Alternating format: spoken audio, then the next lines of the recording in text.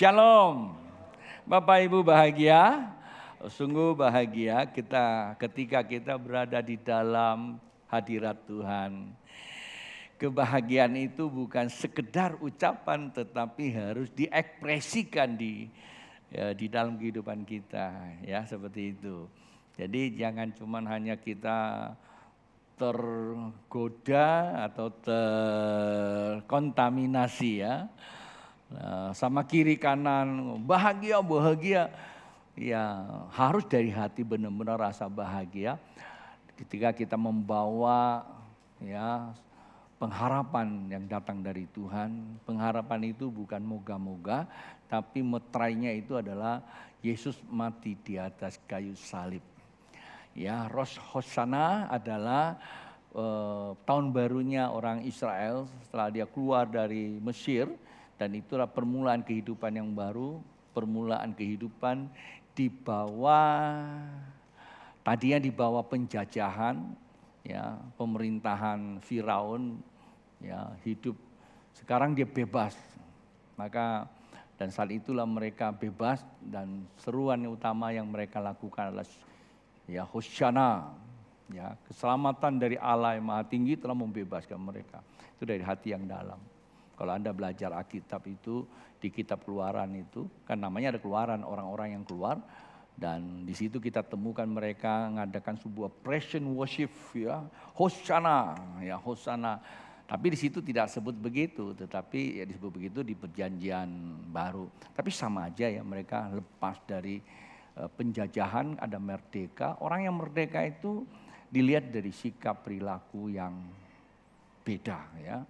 Jadi mereka membuat sebuah perayaan yang serba terbatas. Kalau Anda lihat ya, Meriam dan semuanya, segala apa yang mereka punya, ya, segala apa yang dia punya, bukan apa yang diinginkan, ya, apa yang dia punya itu yang dia syukuri di hadapan Tuhan.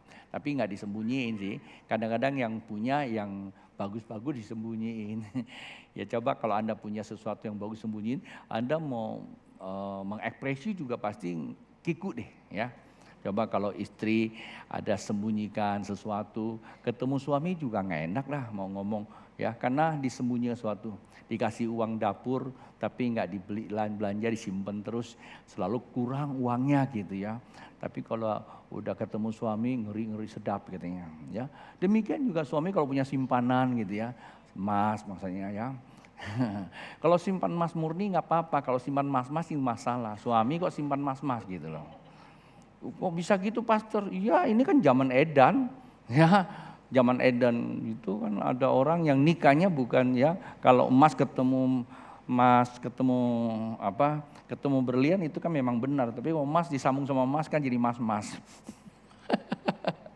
Ya, kenapa bisa begitu? Ya sesuai firman Tuhan. Firman Tuhan bilang apa tuh? Marilah kepadaku yang letih lesu dan berbeban berat. Jadi apa? Lagi bete nih ya. Tahu nggak lagi bete? Lagi bete itu ya cari mas-mas, cari Bayu ketemu Bayu ya. Lagi bete. Oke? Ya, kalau nggak ngerti nggak apa-apa. Saya di wajah Anda juga saya tahu kebingungan. Pastor ngomong apa? Selamat datang buat Bapak Ibu yang kali pertama hadir di tempat ini. Ketika Bapak Ibu pertama kali hadir, pastikan Bapak Ibu, karena Bapak Ibu bukan orang asing di tempat ini, melainkan kawan sewarga dari kerajaan Allah. Pastikan ya Bapak Ibu tidak langsung balik, sebab saya akan membagikan visi misi gereja di tempat ini. Demikian juga kami bagian berdoa jika Bapak Ibu punya pergumulan ya. Jadi jangan sungkan-sungkan tulis pergumulan Anda. Demikian juga buat mereka ya, Anda yang sudah lama ya. Kalau Anda butuh dukungan doa kami, tuliskan saja. Tapi jauh lebih baik juga saya himbau Anda bergabung sama kami setiap doa pagi, Sabtu. Dan di situ kita bisa sama-sama doa yang dihadiri oleh orang yang butuh Tuhan. Seruannya tuh lebih seru lagi gitu loh ya. Nah itulah sebabnya jangan lupa ya. Demikian juga nanti hari apa? Hari Kamis juga ada kita di sini, ada namanya New Life ya. Namanya celebration worship night, pesta rohani. Ya, saya kira ada baiknya semua jemaat hadir karena kita mau satukan hati. Ya, buat Anda yang pengen bergabung pergi ke Israel, ini promosi ya. Brosur udah ada di bawah kalau tidak salah ya. Ambil saja sebatasnya, tapi doa supaya bisa ikut ya. Kita akan berziarah ya ke sana, jangan mikirin saya enggak mampu, pastor. Ya, mikirin dulu pasti bisa ya. Maka nanti ada keajaiban. Hari ini kita mau bicara tentang keajaiban nih. Bapak Ibu paling suka dalam kehidupan ini apa sih yang kita cari? Jadi kalau ada wajahnya udah tahu deh kira-kira apa. Mau cari apa nih? Ya, cari bahagia katanya. Iya, sebenarnya itu ada akibat ya. Bahagia itu kan akibat. Ya, akibat dari apa? Banyak duit. Ya, betul enggak? Maka ada suka tidak suka dari wajahnya itu senyumnya DUIT. Ya. DUIT ya. Jadi duit gitu kan. Ya, kerja cari duit, dagang cari duit. Karena dengan duit kita bisa beli ya, semuanya butuh duit kan ya. Mau ke Israel butuh duit enggak? Butuh duit. Nah kalau kita bicara duit seru nggak? Seru loh. Maka itu seminar kesuksesan rame, bayar mahal-mahal loh. Ya kan banyak motivator buat seminar-seminar kan. Bagaimana Anda mencapai sukses 7 langkah, Anda akan kaya, kaya tanpa batas. Waduh, satu masa kita bikin seminar begitu seru banget gitu. Tapi sebelum Anda melakukan Anda mesti menabur dulu. Nah itu biasa bagian pendeta. Menabur dulu, Anda akan bayar mahal, Anda akan kasih duit. Saya nggak mengatakan itu salah ya, tapi ada banyak juga bisa. Fakta mengatakan begitu mereka kasih duit, ya mereka berhasil ya. Ya memang ada hukum, itu kan hukum tabur tuai itu kan hukum alam ya.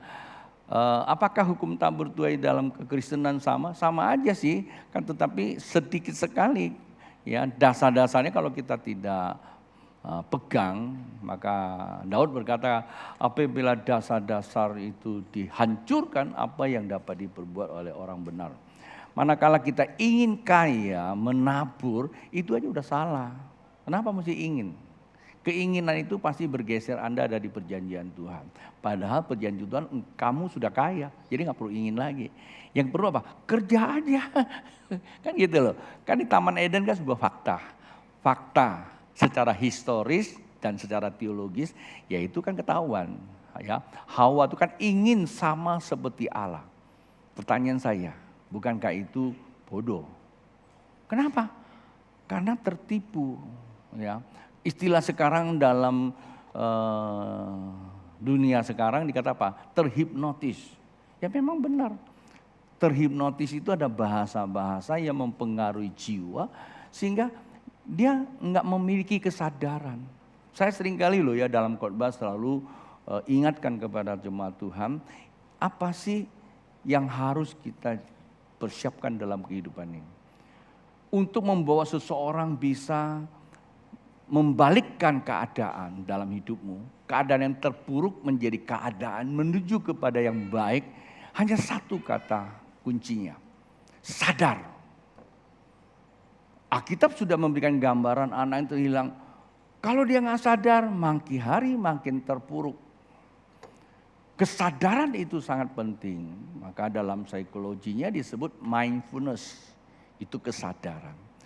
Kesadaran itulah menjadi bukti, ya bukti manusia menampakkan pribadinya. Menampakkan pribadi hakiki manusianya, akunya manusia itu apa sih? Ya kesadaran. Kalau Anda ditanya siapa kamu? Ya kan? Aku adalah aku. Nah itu dia, Tuhan itu kan aku adalah aku. Ya harusnya kita juga sama. Aku adalah aku. Akunya aku adalah kesadaran aku. Karena aku adalah aku, maka kita memperlihatkan akunya Tuhan di dalam kehidupan. Dalam kondisi nol dunia. Nol dunia artinya apa? Tidak memiliki sebuah keinginan apa yang ada pada dunia. Waduh susah itu pastor, memang susah. Kalau gampang kan Yesus gak perlu datang. Ya Pak ya? Lepaskan keinginan bukan berarti kita tidak bisa memiliki. Ya kan? Hukum alam itu sama. Anda mau isi ini dengan apa? Karena ruang dari botol ini kan hukum alam nggak bisa kosong loh. Karena Anda orang fisika ngerti kan? Ada namanya hukum pertukaran. Anda buang nih airnya, kosong kan? Anda anggap kosong. Ya kasat mata memang kosong, tapi ditukar dengan apa? Udara, nol. Udara itu kan nol kan? Maka udara nol itu karena nggak bisa dilihat mata. Tapi secara ilmiah itu bisa dihitung. Maka ada istilah kalau kita mau menghitung tentang nilai kuantiti daripada di atas udara itu ada sebuah energi yang tidak bisa dihitung dengan angka. Itu juga namanya nol. 1/0 sama dengan infinity, tanpa batas. Itulah kesatuan apa? Kuantum. Bisa nggak sih kita menggunakan istilah itu masuk ke pemikiran tentang alam roh? Bisa saja, karena itu teorinya Albert Einstein kan begitu. Ya, jadi alam roh itu bukan sesuatu yang gaib kalau kita bilang. Gaib kan bagi mereka yang tidak memiliki pencerahan aja. Yang mereka bilang itu gaib. Sebenarnya itu ilmiah. Karena Allah, kalau Allah nggak bisa dipikirkan oleh manusia, ya bukan Allah lah. Memang kita belum bisa memikirkannya, bukan berarti tidak bisa dipikirkan. Karena kita belum masuk kepada alam pikiran Allah. Ya, kalau nggak bisa dipikirkan, Tuhan nggak pakai loh. Ya, Tuhan nggak akan kasih firman-Nya, taruhkanlah pikiran Kristus. Wah, berarti bisa nggak pikiran? Nah, ini agak sedikit teknik ya, sedikit ilmiah gitu. Nanti Bapak Ibu yang nggak ngerti ngomong apa pastor, ya nggak usah pusing, senyum-senyum aja lah. Tapi paling tidak saya sedang ceritakan begini. Saya sedang memberikan Yesus yang tidak kelihatan itu sesungguhnya adalah realita di dalam hidupmu. Seberapa jauh? Sejauh kesadaranmu.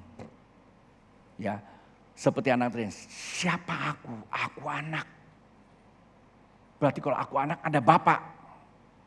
Saya anak Abah. Pas bapak saudara juga dikatakan bapak saya namanya Abah. Jadi anak Abah.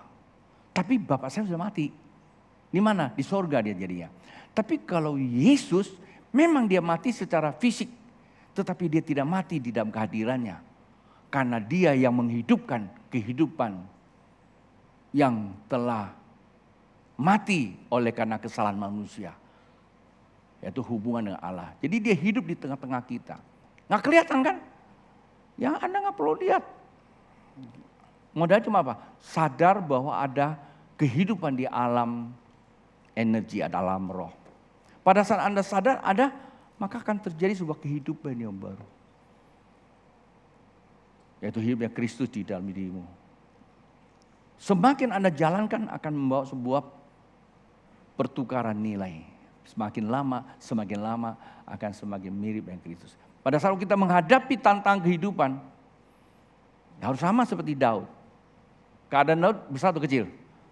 Kecil. Kalau dia keadaannya, aduh minderlah hidup ini. Karena banyak orang kalau melihat, saya siapa, saya orang kampung, gak berpendidikan, gak punya modal. Ya kan? Di kota saya nggak bisa kerja apa-apa. Ya memang tidak semua orang kamu disuruh ke kota. Ini bukan soal Anda mau ke kota atau ke desa. Anda berdiri di tempat sesuai kehendak Allah enggak? Panggilan Allah di situ enggak? Termasuk para pendeta juga nih, para pelayan Tuhan nih. Anda lakukan itu sesuai kehendak Allah bukan? Kalau enggak sesuai, ya cepat-cepat kita berbalik dari sadar. Ini keinginan saya atau panggilan Tuhan? Saya kalau jadi pendeta saya itu nggak punya keinginan, terus terang aja. Saya lebih ingin jadi pengusaha. Karena memang dasar saya, background saya itu pengusaha. Tapi kok saya dibawa terus seperti ini gitu. Walaupun secara manusia saya masih tetap bergumul. Tapi Tuhan bawa saya seperti itu. Nah ketika itu kehendak Allah, banyak hal dibukain sama Tuhan. Mungkin ada yang bilang, itu kok pastor bisa aja ya gitu. Ya saya juga gak ngerti gitu. Kenapa dia kok gak bisa? Padahal dia juga pelayan Tuhan. Jangan-jangan kamu diri di area yang salah. Kamu ingin jadi pendeta. Kamu sekolah teologi ya. Kamu pandai, pintar, tapi gak cerdas. Pintar dalam firman Tuhan. Kalau adu argumen, waduh udahlah. Dia lebih hebat. Tapi gak cerdas. Cerdas itu bukan lahir dari pikiran. Cerdas itu lahir dari hati. Itu namanya hikmat. Hikmat akan memberikan kamu pengetahuan. Jadi hal-hal yang tidak lihat pun kita bisa tahu. Berbahagia ya Tuhan kita itu luar biasa. Setiap waktu Tuhan kasih lihat apa yang akan terjadi. Bukan nubuat, salah ya Pak Bu. Itu marifat. Kita tahu loh alam roh akan terjadi apa. Ya memang sedikit orang mau meneguhkan itu. Sedikit karena dia juga gak tahu. Hanya mereka-mereka yang senior. Tapi yang senior-senior saya juga udah sebagian sudah pulang. Pak Yos sudah pulang. Karena Pak Yos yang ngomongin mungkin Anda baru bisa percaya. Biasa kalau saya ngomong apa teman-teman itu kadang-kadang dia gak gitu yakin-yakin banget gitu. Saya pernah sekali waktu tahun berapa itu? Tahun 2016 atau 2015 saya lupa. Tuhan bilang ingat ya. Apa yang harus kita lakukan. Saya ngomong sama teman ke desa, kemana-mana cerita. Mereka iya tapi tak ada sesuatu. Ketika saya ngomong sama Pak Yos Samel. Hanya satu kalimat langsung membalikkan keadaan. Keadaan dia yang tanda kutip. Yang terpuruk saya katakan itu. Orang kalau udah seperti itu kan terpuruk. Tapi balik keadaannya menjadi orang yang energik. Membawa dia akhir hidupnya itu luar biasa. Nah ketika dia pergi semua orang langsung tersadarkan gitu. Itu peneguhan. Terus sekarang saya juga merasa loh. Kalau ngomong-ngomong. Ya waktu lagi ngomong lihat. Tapi Tuhan yang jangan berhenti bicara. Kalau tidak ada yang meneguhkan alam. Waktu yang meneguhkannya. Nah kita lihat. Pada saat waktu kita mau masuk tahun baru. Terus dinyatakan. Semangat Anda berubah. Ibadah Anda berubah. Ya, ada banyak hal terjadi di dalam kehidupan. Keluarga berubah. Bagi mereka yang sadar loh ya. Tapi yang gak sadar apa? Ada yang terpuruk? Ada. Bukan tidak ada. Ya kalau di luar kota, luar negeri mereka bersaksi. Kami sangat diberkati loh pastor. Ya suatu hal yang terjadi. Kenapa? Karena mereka melihat tanda. Memang perlu tanda juga sih. Ya kan? Kata Tuhan, kalau engkau tidak percaya padaku gak apa-apa. Tapi lihat tanda-tanda apa yang Tuhan kerjakan dalam diriku. Betul gak? Jadi seru tuh ya. Jadi hari ini kita nggak bicara uang. Uang memang diperlukan dalam kehidupan ini. Seru kita memang kalau bicara uang. Tapi dibalik dari satu daripada itu ada yang lebih penting lagi. Ya, dan dia kalau uang nggak bisa beli kendaraan naik ke surga. Tidak bisa bawa kita ketemu dengan Tuhan. Tidak bisa kita eksekusi sesuatu yang di luar kemampuan kita. Tapi yang saya mau bicarakan ini yang bisa menyatukan kita dengan sorga, menyatukan kita dengan masa depan, menyatukan dengan segala area. Nah kita lihat apa itu. 1 Timotius pasal yang pertama, ini pagi tadi saya kutip juga sih karena pagi tadi saya khotbah di ibadah jam pertama. Saya kutip ini karena ada sebagian dari itu penting ya. 1 Timotius pasal yang pertama ayat yang ke-19 berkata demikian. Pak Bu perhatikan baik-baik sini. Beberapa orang telah menolak hati nuraninya yang murni itu. Beberapa orang kata Rasul Paulus kepada Timotius. Dan karena itu kandaslah iman mereka. Menolak hati nurani mengakibatkan kandasnya iman. Beberapa orang kata Rasul Paulus kepada muridnya Timotius. Kalau saya baca ini sesuatu yang terjadi pada masa itu pertama. Kedua kalau Bapak Ibu baca keseluruhan konteksnya apa? Konteksnya kehidupan orang-orang di bawah binaan Timotius. Karena beberapa orang berarti banyak dalam keadaan bermasalah. Masalah dalam kehidupan sesungguhnya kalau orang yang sadar itu bukan masalah. Menjadi masalah bagi orang itu ketika dia tidak sadar. Paham? Kenapa ada masalah? Rasul Paulus mau bicara seperti itu karena terkonek dengan sorga. Kenapa? Karena mereka lebih berfokus kepada keadaan. Akibat berfokus pada keadaan, mengstagnasi kebenaran masuk. Atau membentengi kebenaran untuk masuk ke dalam batin. Ya kan, perhatikan baik. Ketika itu menjadi benteng yang mengkristalkan hatinya, kristal itu berarti apa? Sudah membentuk sesuatu yang tidak bisa lagi diganggu. Ini prinsip egonya yang dibangun. Akibatnya koneksi ke atas tidak. Iman yang butuhkan hubungan dengan atas kandas. Bisa paham Pak Bu? Penjelasan saya. Kalau Bapak Ibu belum bisa mengerti, nggak apa-apa. Saya masih bicara kan. Jadi saya pelan-pelan akan menjelaskannya. Dari pembacaan ini saya coba membawa Bapak Ibu untuk memahami apa sih ayat ini. Satu ayat dulu saya bicara. Karena pentingnya saya lagi berfokus kepada satu kalimat. Dengan satu kata, itu iman. Tadi saya bicara uang, memang dengan uang kita bisa beli apa yang kita perlukan. Tapi uang bukan segala-galanya. Walaupun segala-galanya perlu uang.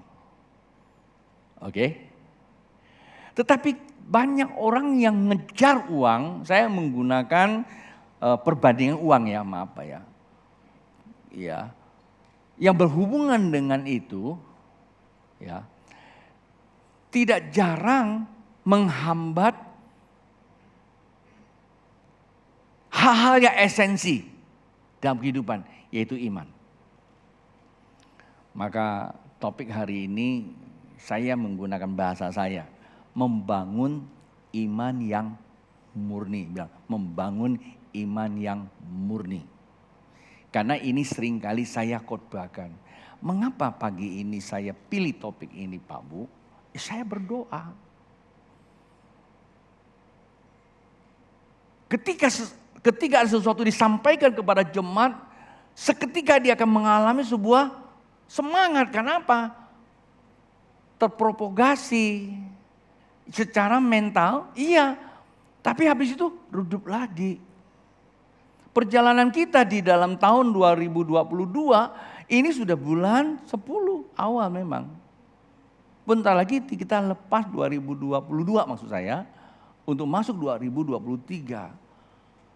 Padahal situasi 2023 sebelum kita masuk Tuhan sudah ngomong sama kita. Sebelum masuk 2022. Tapi itu kan pernyataan Tuhan. Banyak di antara pendengar, saya tidak mengatakan Bapak Ibu. Banyak pendengar seperti tersumbat telinganya. Tapi secara reaksi manusiawinya terimbas. Karena apa? Karena semua bergerak, kalau nggak bergerak kan juga aneh kan, betul nggak? Itu reaksi fisik aja. Tapi pada satu ketika terjadi sebuah kondisi yang mulai stagnan diam gitu, udah semua diam lagi. Nah itu menandakan apa? Menandakan sebuah kebangunan rohani yang tidak murni di dalam diri kita. Hanya berdasarkan apa? Faktor pengkondisian. Kebangunan rohani yang murni itu kan dari dalam. Bagaimana saya mesti menjelaskannya dari dalam? Bapak Ibu kan kalau menyadari, kalau saya ngomong gitu menyadari iya ya, kenapa kok saya nggak ngerti? Ya sadar bahwa Anda kurang baca kitab. Kan gitu aja kan. Berarti itu bisa membalikkan keadaan tuh. Terus sadar, saya sering baca tapi nggak ngerti. Berarti kurang diskusi sama orang yang lebih mengerti. Kan sadar dulu. Oh saya sering diskusi tapi kok nggak terjadi kebangunan. Berarti salah kamu diskusikannya. Areanya salah, tempatnya salah, ketemu orang yang salah, maka bermasalah juga. Maka begitu disampaikan, susah dimengerti. Padahal Alkitab itu tulis jelas. Tidak perlu diteriak-teriakin sama pendeta. Kalau ketemu pendeta yang teriak-teriak, Anda juga nggak ngerti. Semangat aja, habis itu apa? Blank aja lagi. Dan minggu depan masuk lagi gereja. Apakah begitu kekristenan Pak Bu? Maka tidak heran kekristenan itu rapuh sekali. Menghadapi persoalan gagap, gugup, ya, kasak kusuk sana sini, cari sana cari sini, hal yang esensi justru diabaikan. Bikin kelompok sana, gelombalan sini, kelompok sana, gelombalan sini. Dia bilang ini yang paling segar, iyalah. Ini kan namanya prostitusi, tahu nggak? Mencari kepuasan jiwa aja. Bapak pernah nggak dengar istilah proxy war? Ya, salah nggak sih saya ngomong proxy? Kalau orang internet ngerti itu. Sebuah apa itu? Perangkat lunak yang mengkoneksi cyber itu namanya. Tapi kan bukan bahasa itu. Proxy war itu adalah apa namanya? Suatu keinginan atau sebuah media yang ada di dalam pikirannya mencapai sesuatu dengan selera dia. Maka itu dia peperangan ideologi. Idiom tahu nggak? Di dalamnya ada idiom. Apa itu idiom? Idiom nggak bisa dijelaskan secara harfiah nggak bisa. Karena itu apa? Ekspresi aja. Ada orang tuh gini, ekspresi reaktif sekali loh hadapi sesuatu. Ya, ekspresinya reaktif sekali. Nah itulah idiom. Nah orang terkondisi punya sebuah pemahaman itu. Dia mulai menata kehidupannya yang secara subjek ya. Karena itu belum ada kan. Itu hanya pola pikirnya. Nah itu namanya. Itu menguasai dia. Ingin. Kadang-kadang rohani juga. Ingin kaya. Kalau kaya saya biar sumbang gereja. Salah nggak? Ya nggak salah, tetapi itu bermasalah. Itu terjadi peperangan, namanya peperangan idiom, peperangan ideologi, peperangan apa? Keinginan dia. Nah, itu namanya perang ideologi, proxy war. Dia ingin mencapai kepuasan, kalau enggak dia akan terus gali. Itu keluar dari kebenaran. Dua kalimat antara proxy war dengan prostitusi itu kan berbeda. Betul ya? Anda coba cari, tulis di tangan. Tapi akar katanya sama-sama kata proxy. Apa itu? Sebuah keadaan yang diekspresikan, memuaskan hasrat. Itu namanya prostitusi. Perselingkuhan saya bilang. Dengar orang khotbah lama-lama bosan karena memang nggak disimak dari dalam. Konsistensi itu kan diperlukan. Konsistensi itu adalah apa? Dinikmati itu. Kata Daud apa? Kecaplah. Bukan didengar lalu ditukar dengan pengetahuan kamu.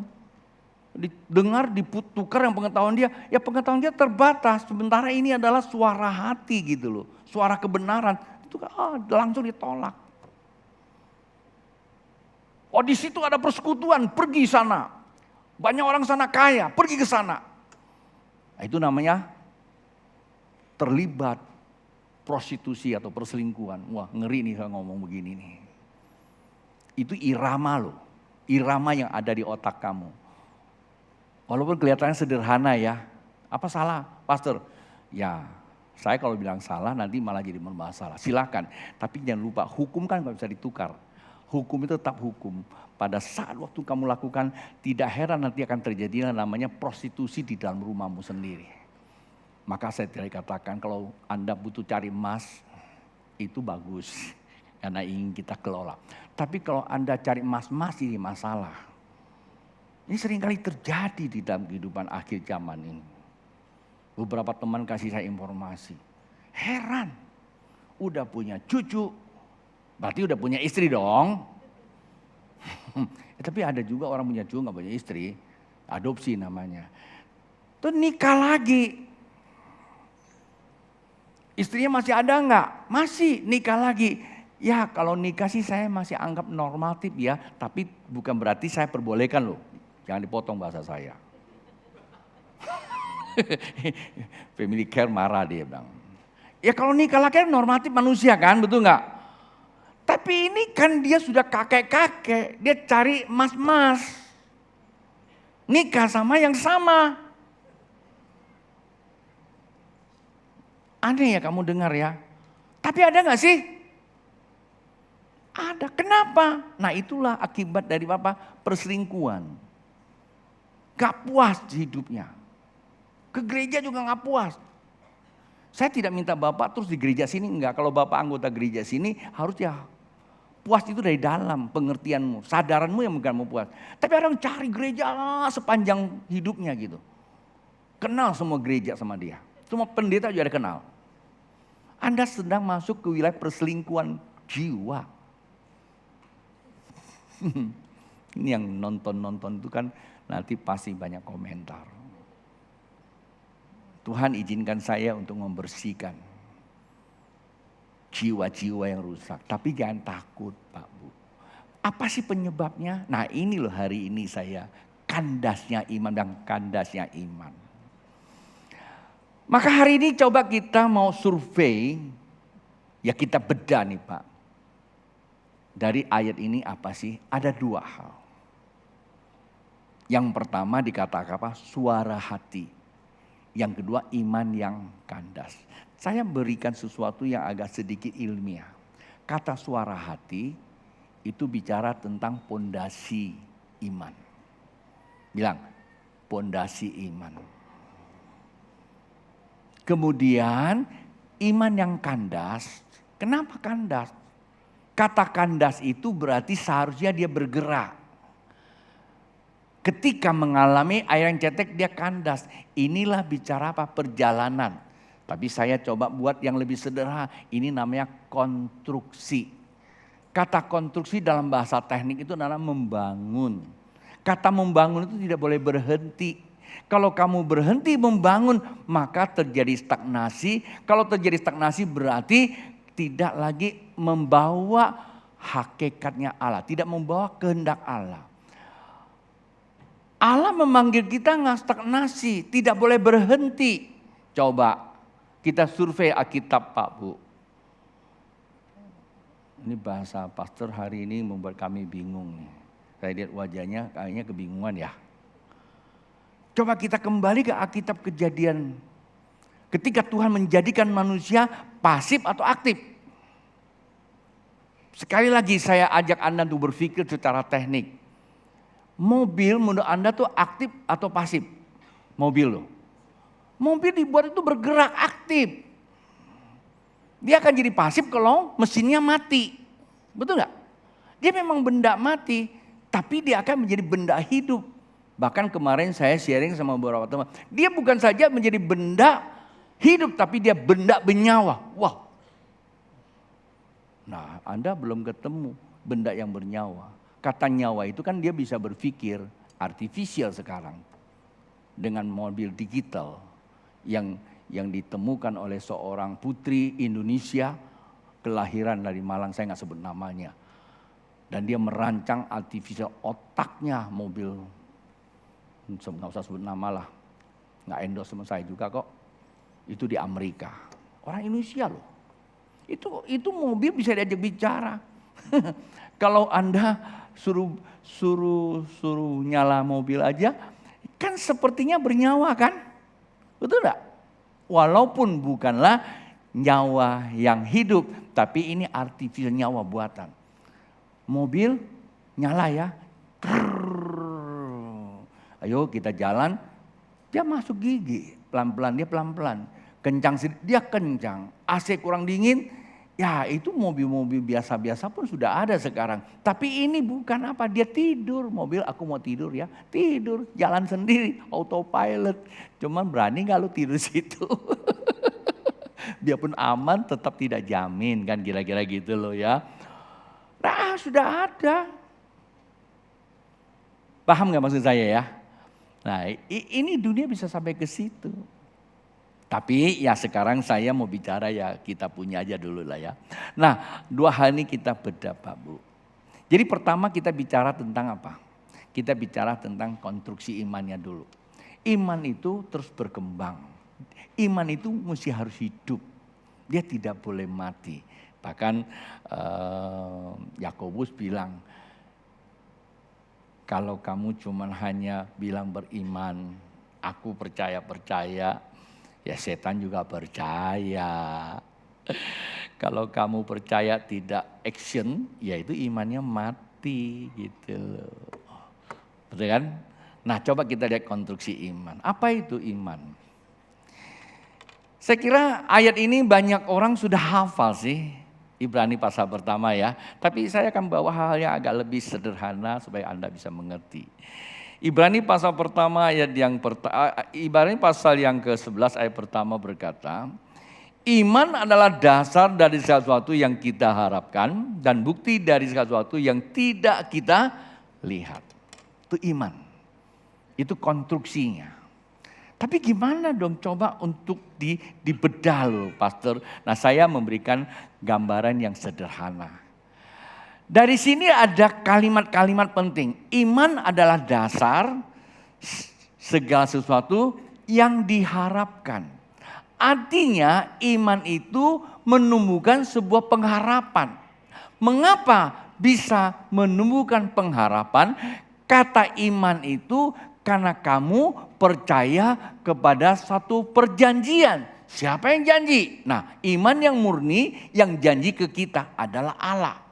Tapi dunia juga bisa berikan kita janji. Kerja keras pasti kaya. Juga janji kan? Iman juga. Tapi iman ini tidak murni. Dia tidak kuat menghadapi tantangan dunia. Karena datangnya dari dunia. Dunia itu selalu ada kompetisi. Ya, membuktikan iman kita iman murni atau tidak murni ketika kita hadapi tantangan. Begitu kita hadapi tantangan langsung cengeng, berarti imanmu iman dari dunia. Paham ya? Nah, kenapa saya menggunakan terminologi iman yang murni? Iman yang murni itulah konsistensi. Maka ada istilahnya, kesuksesan seseorang ditentukan dengan kesetiaannya. Berarti konsistensinya. Bahasa Inggrisnya apa? Kesetiaan apa? Faithful. Ya, mungkin begitu ya. Kalau salah ampuni saya. Artinya apa? Ya kan? Have faith to the atau until to the end atau the end. Memiliki iman sampai akhir. Walaupun ada tantangan, walaupun pohon zaitun tak berbuah, walaupun apa yang saya buat belum berhasil, tapi tidak pernah saya mundur. Karena saya mengandalkan apa? Perjanjian menumbuhkan pengharapan. Kata pengharapan itu adalah subjek, bukan objek. Kan nggak ngerti lagi ya. Artinya bukan saya lihat. Pak, kalau saya ingin aqua, begitu saya doa langsung keluar aqua, itu namanya objek. Nggak perlu berharap lagi. Tapi kalau saya berharap ini tidak pernah kelihatan, maka ada kalimat yang kedua. Harap. Iman adalah dasar sesuatu yang diharapkan. Yang kedua apa? Bukti sesuatu yang tidak dilihat. Kenapa bukti? Kamu berharap didasari karena kamu percaya perjanjian. Perjanjian dasarnya adalah firman Tuhan. Harapanmu itu adalah kepastian. Karena harapan dan kepastian kita tidak melihat secara objek, tapi kita melihat secara apa? Alam roh. Maka kita taat melakukan. Nah, ketaatan itulah bukti kita berharap. Seharusnya Bapak Ibu yang hadir di sini, yang pertama, seharusnya Bapak Ibu yang ikut online dimanapun Anda berada, mengerti kenapa saya ikut online. Saya ikut online karena saya percaya Tuhan sedang bicara sama saya. Itu harapan saya. Maka saya setia, mata saya melotot di monitor. Tidak ingat kacang goreng. Tidak ingat risol yang sudah disiapkan. Tidak tergoda dengan nasi padang. Tidak bergeser.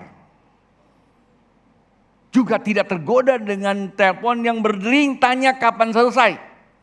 Itu ketaatan. Itu bukti kita berharap. Tidak sedikit-dikit lihat jam berapa, jam selesainya. Itu bukti kita berharap. Kita taat, catat. Salah satu jatuhnya Adam dan Hawa karena disampaikan pertanyaan oleh iblis, dia lupa karena dia nggak catat. Ya toh?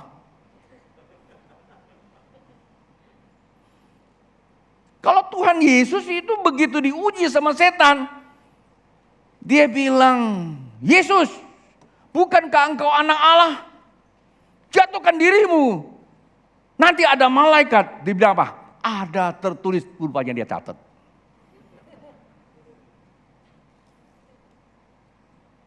Happy, bukankah kamu anak Tuhan?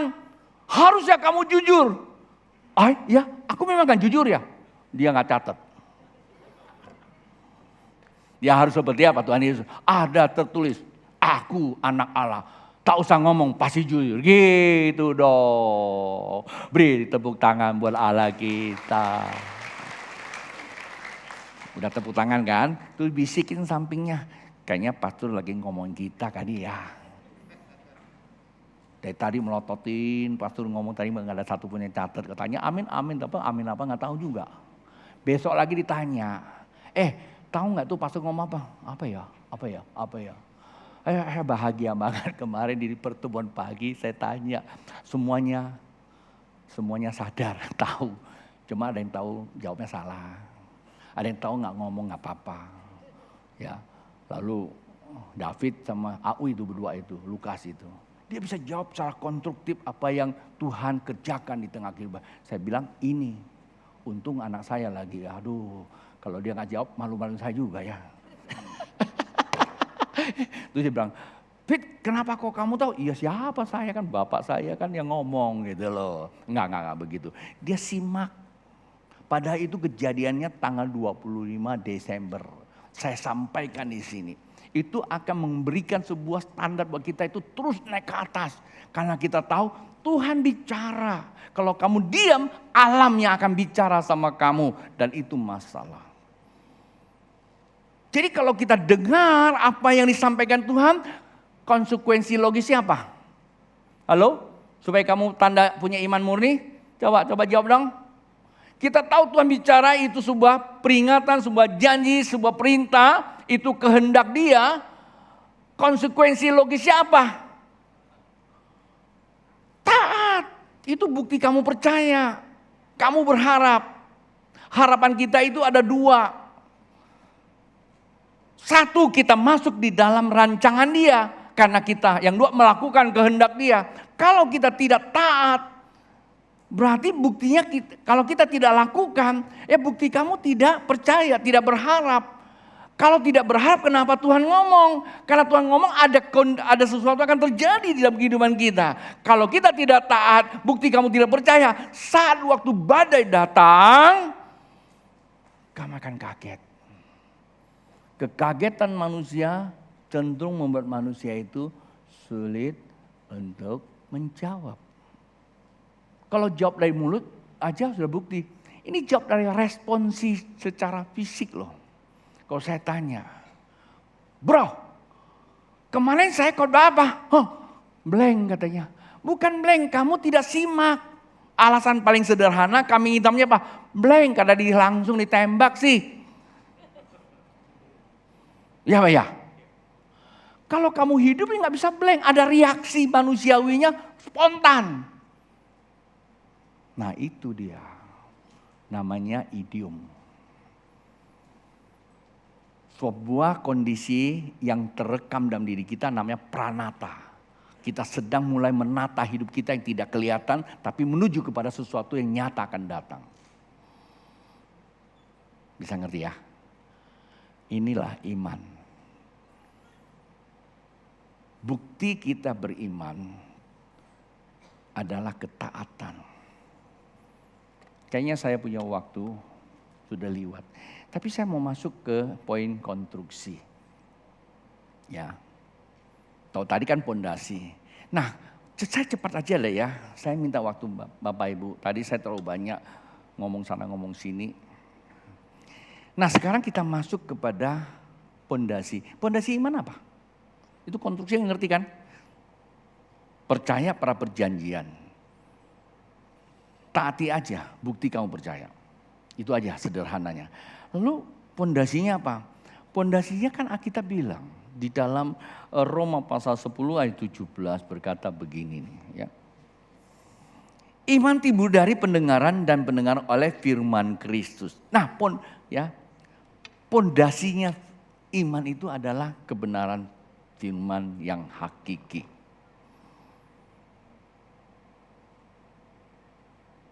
Paham? Tapi hati-hati.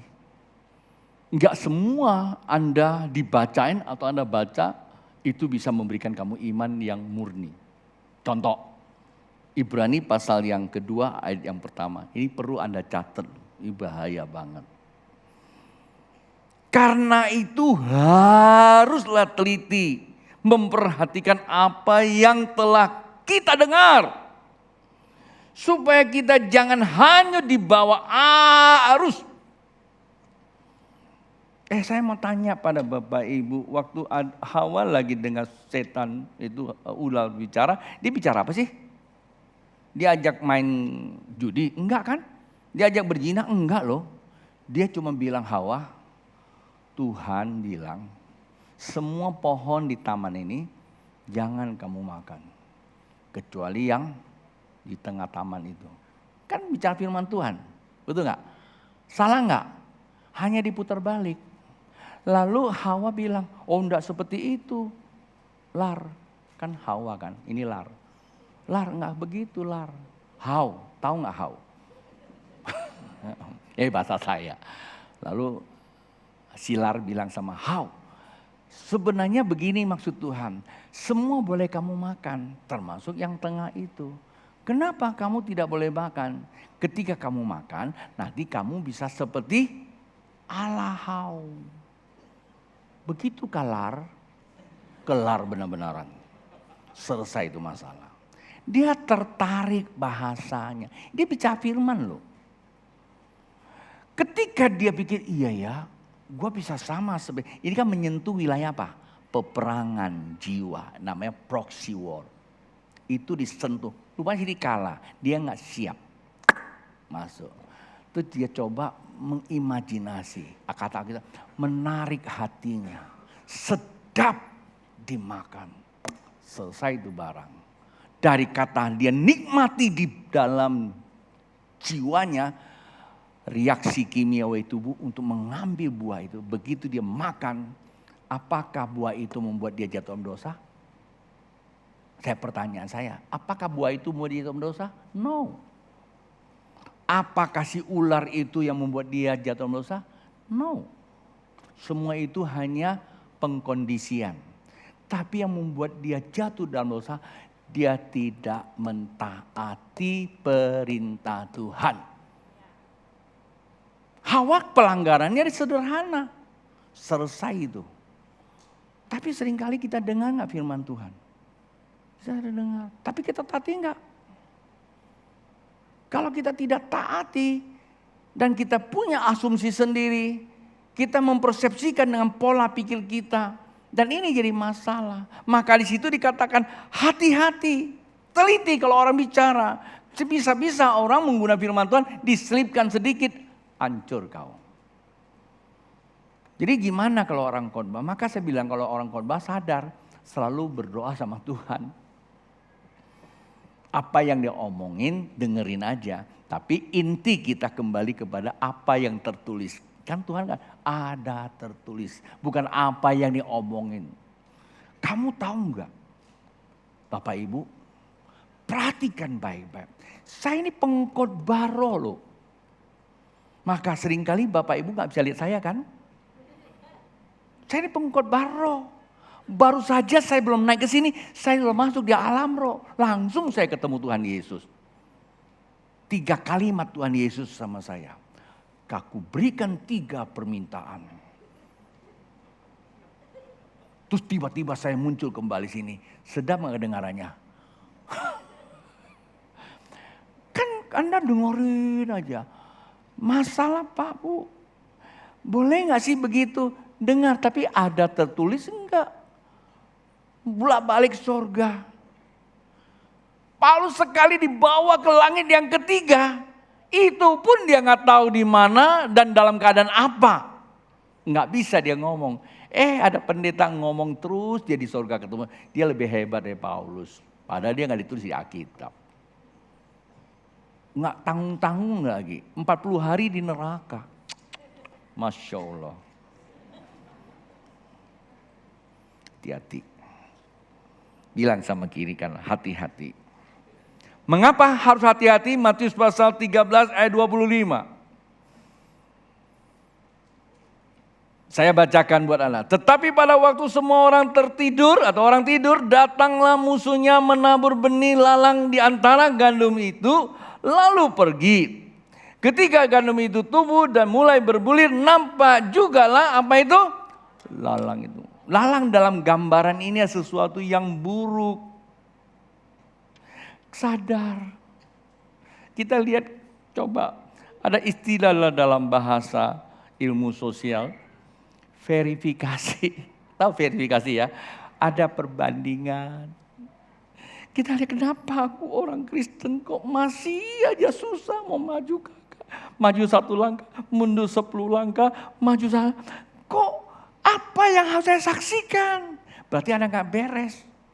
Jangan-jangan kebenaran itu sudah tertukar Pak. Di bisnisnya masalah, hubungan sahabatan bermasalah, pelayanan bermasalah, rumah tangga bermasalah, suami bermasalah, istri bermasalah, anak bermasalah. Kenapa gak sadar? Di mana letak masalahnya? Kadang manusia itu lebih pandai menuduh orang. Lucifer bawa-bawa. Lucifer di neraka dia bilang, kapan gue ikut campur? Lu bodoh sendiri. Ya, ini bahasa saya ya. Jangan nanti kamu bilang ini pengajaran Lucifer ngomong, bukan. Ya. Kayak Lucy, orang disalahkan. Coba wong duduk dulu, diam. Masuk ke dalam hati, sadar. Apa sih saya ngapain? Jangan-jangan saya mensederhanakan kebenaran yang hakiki, saya campur dengan prinsip duniawi. Satu contoh. Ini bahaya, tapi gak apa-apa. Sekarang kalau kamu tahu kalau duit itu penting. Itu tiba-tiba Bapak Ibu dapat duit 10 juta. Apa dalam suara hati Bapak? Bayar per bulan 1 juta. Karena udah ngerti kan? Betul gak? Gampang tuh kalau 10 juta cuma 1 juta. Kalau dapatnya 1 miliar, 100 juta. Ada gak suara hati? Saya yakin pasti ada. Tapi di sini apa? Coba baca di dalam Roma ya, pasal 2:15. Ini akan berkata, gua pakai dulu. Ini ada proyek baru. Nanti gua untung lebih besar, gua bayar sekalian. Baik enggak? Baik. Tapi inilah namanya perselingkuhan. Kamu sudah memberhalakan sesuatu yang tidak benar. Kamu masukkan persoalan nanti kamu tidak ada. Ini dulu, suara hati dulu. Maka itu dikatakan jangan menolak suara hati. Ketika kamu menolak suara hati, kandas imanmu. Kurang enak ya khotbah ini ya. Kurang enak ya. Tapi ini berkat loh. Saya berharap kepada Bapak Ibu dengar yang ikut online. Bisa mengambil sebuah sikap, sadar, balikkan keadaan. Mumpung masih ada waktu. Mumpung segala sesuatu yang disampaikan oleh para ahli belum terjadi. Saya kasih, ini alam saya bicara. Perdana Menteri saya suatu negara kurang etis. Kemarin saya di TV, dia pidato sama rakyatnya. Hai kepada rakyatku. Ngomongnya sambil agak sedikit melo. Rakyatku, tanam apa yang bisa ditanam. Sebab dunia sedang masuk ke kondisi kesulitan pangan. Anda cek aja beberapa TV swasta. Seorang Perdana Menteri dari negaranya menyerukan seperti itu. Belum lagi presiden kita. Artinya ini bukan bahasa pendeta kan. Ini bahasa dunia alam nyata. Bahwa kita akan masuk pada sebuah kondisi. Jangan main-main. Lalu kita memulai apa? Mulailah punya iman yang murni. Kita bisa menang di dalam kompetisi kehidupan akan datang. Bisa ngerti? Jangan sampai kamu dirusak. Lalu tentu kita akan mulai mau mendarat. Ketika kita mendapatkan firman yang benar sebagai embrio untuk membangun iman kita. Yang kedua, ini simpel aja, Yudas pasal yang pertama, ayat yang ke-20, memang cuma satu ayat itu. Atau bahasa maksud saya. Tetapi akan tetapi kamu saudara-saudaraku yang kekasih, bangunlah dirimu dengan apa? Sendiri di atas dasar imanmu yang murni, yang paling suci. Dan berdoalah dalam Roh Kudus. Ketika kita punya firman yang benar, teliti dan tidak tercampur, itu firman belum bisa buat apa-apa Pak Bu. Dan hasrat kita untuk masuk ke atas. Firman itu ada energi membuat kita kecintaan akan doa dan penyembahan. Maka kadang saya berpikir, lepas dari pantauan mata saya nggak berani juga menghakimi atau mundur.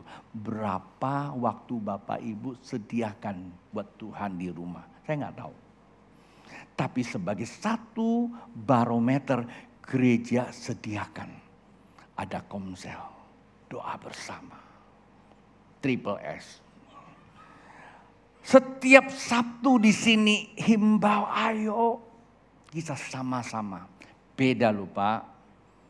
Kalau engkau meresponi, kata merespon itu namanya paralambano, kamu diterima dalam sebuah keluarga.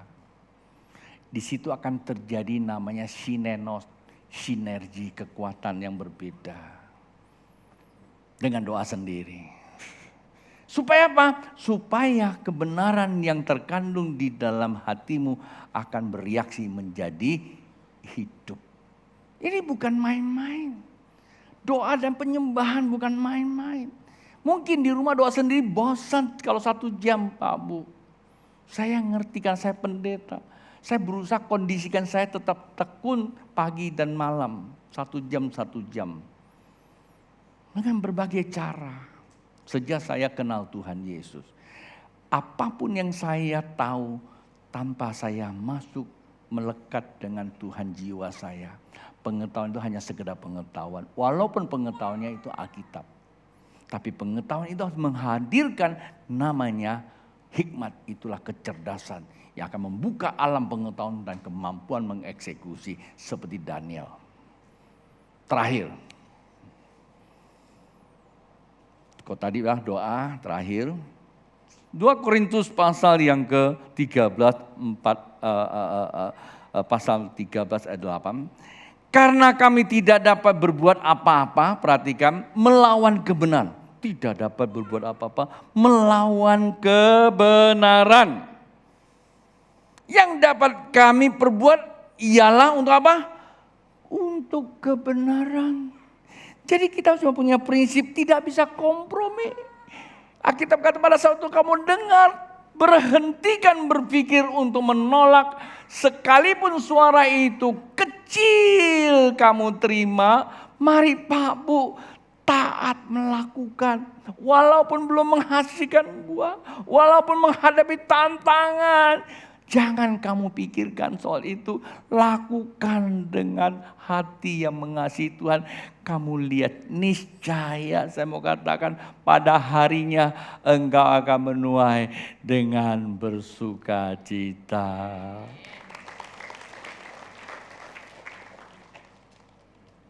Saya tidak ngerti bahasa bagaimana bisa meyakinkan Bapak Ibu. Tapi kemarin ada seorang staf saya tanya, tahukah Anda apa yang Tuhan tanya sama saya? Kalau Anda lagi haus, saya tanya, mau apakah kau dari aku? Pasti kamu bilang apa? Berikan aku air normatif. Saya pasti kasih air. Selesai sudah baru pergi. Ya Pak ya. Kalau kamu sakit, datang ke saya. Kalau saya Tuhan ya. Kalau kamu sakit datang ke saya. Saya tanya, mau apakah kamu mau apa yang akan kuperbuat pada kita? Tuhan kan nanya gitu. Terus kamu bilang, Tuhan aku mau sembuh. Saya centil langsung Anda sembuh. Pergi sana. Kalau Anda sedang butuh duit sekarang, lagi gak punya duit. Terus saya tanya, mau apakah kau dari aku? Tuhan aku butuh duit. Dapat duit kau pergi. Saya ingat ini waktu Pak Yos tanya saya. Ton, bagaimana selanjutnya? Ya selanjutnya saya berpikir seharusnya saya sudah selesaikan rekomendasi. Tapi saya bilang, Pak saya anak, tak punya hak. Saya tidak mau jadi anak yang terhilang, mengambil hak saya. Bapak yang menentukannya. Saya mau kamu pergi ke Pontianak. Itu gak pernah saya kepikirkan. Dan itu yang paling saya gak suka. Tapi itu yang saya jalankan. Mungkin ini terlatih di dalam hidup saya. Waktu Tuhan nanya saya dalam kondisi shutdown banget. Kondisi pandemi, gereja dan semua keadaan. Saya dalam kondisi itu sangat putus asa. Sangat minus sekali. Dalam semua hal. Baik fisik saya lemah. Baik finansial keuangan. Tanggung jawab tanya Erna. Yang bendahara. Saya harus. Ya sebenarnya saya gak utang gereja sih sebenarnya. Bahkan gereja utang sama saya pun saya minta diputihkan. Wajar gak kalau saya lagi haus minta air? Wajar ya. Kalau saya lagi tidak punya uang, wajar kan saya butuh uang ya. Tuhan saya butuh jemaat kembali, saya butuh, wajar. Tapi tidak saya ucapkan.